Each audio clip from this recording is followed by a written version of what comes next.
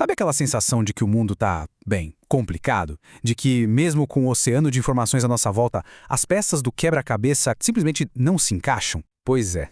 A gente vive no meio de crises que estão todas conectadas, climática, social, econômica, e ao mesmo tempo um conhecimento que está todo fragmentado, que parece não dar conta de lidar com tudo isso. Essa frase, procura-se uma síntese, do José de Ávila Aguiar Coimbra, resume perfeitamente o momento que a gente está vivendo. Existe uma necessidade muito profunda, quase um chamado geral, por um novo jeito de conectar os pontos, de achar um sentido maior em tudo isso.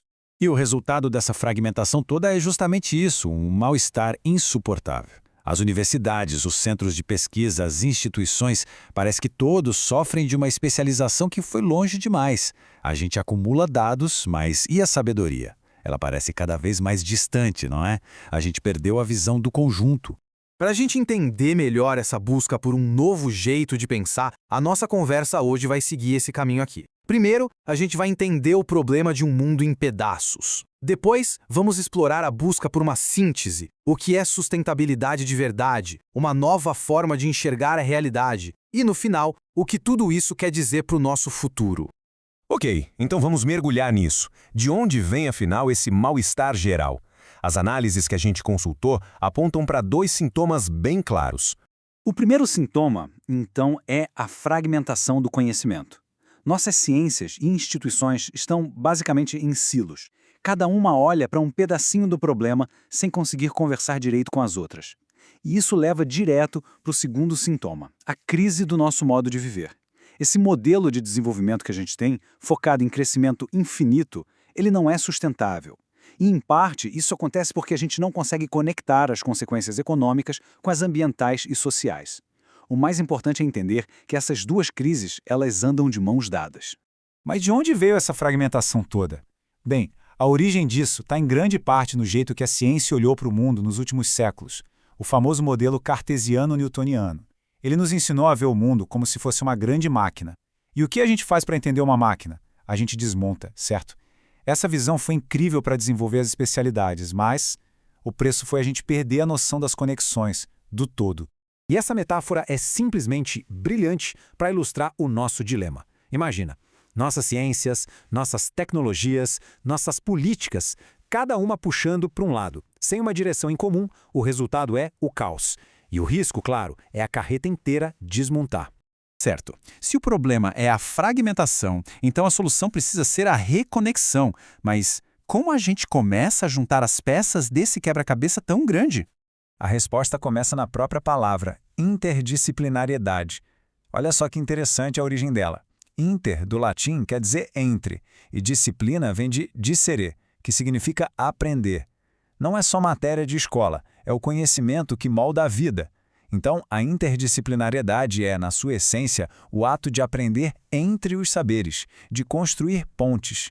E o mais legal aqui é que existem níveis diferentes de integração.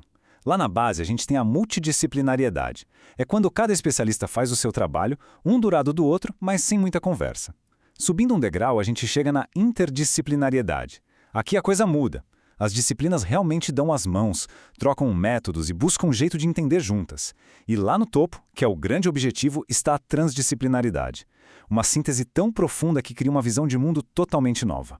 Agora, vamos passar para a segunda grande ideia, a sustentabilidade. E vamos ver como o significado dela também precisou evoluir e muito além daquela visão mais simples que a gente costuma ter. O conceito de sustentabilidade, do jeito que a gente conhece, não apareceu do nada, não.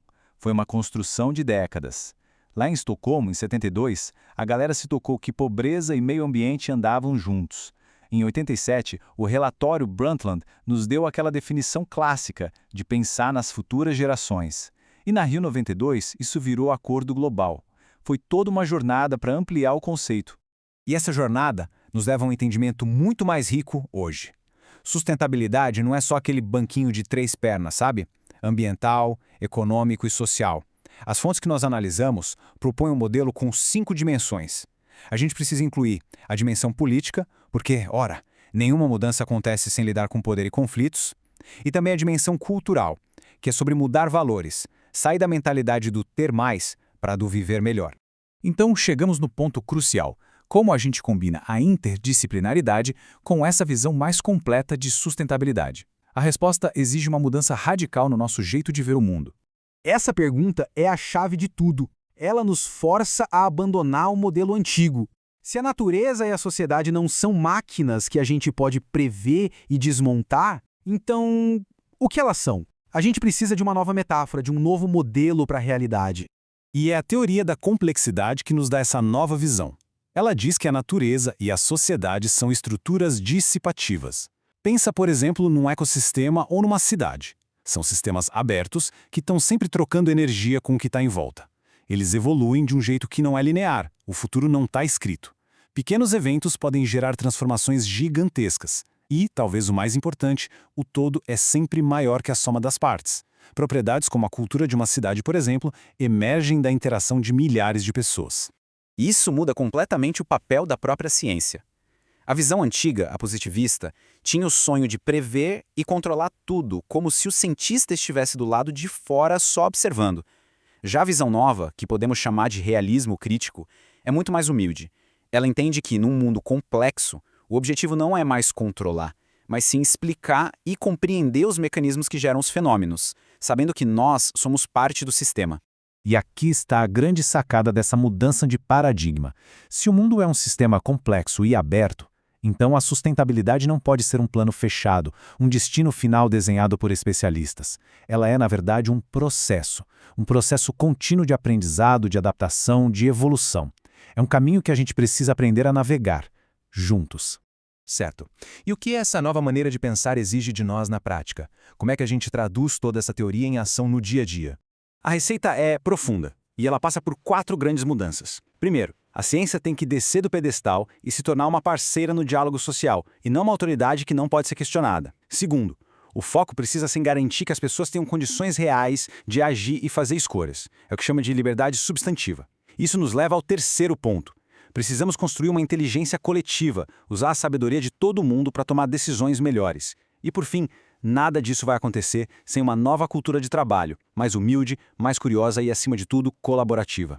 Essa citação do Ortega y Gasset é um aviso e tanto, né? Nessa busca por ir cada vez mais fundo, a gente corre o risco de virar bárbaros modernos. Especialistas que sabem tudo sobre quase nada, mas que perderam completamente a visão do todo. A verdadeira sabedoria não está em isolar, mas sim em conectar. E isso nos deixa com essa reflexão final.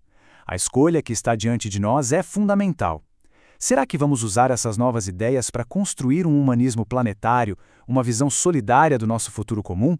Ou vamos continuar cavando trincheiras e erguendo muros cada vez mais altos, entre o que a gente sabe e entre nós mesmos? A busca por uma síntese, ela continua.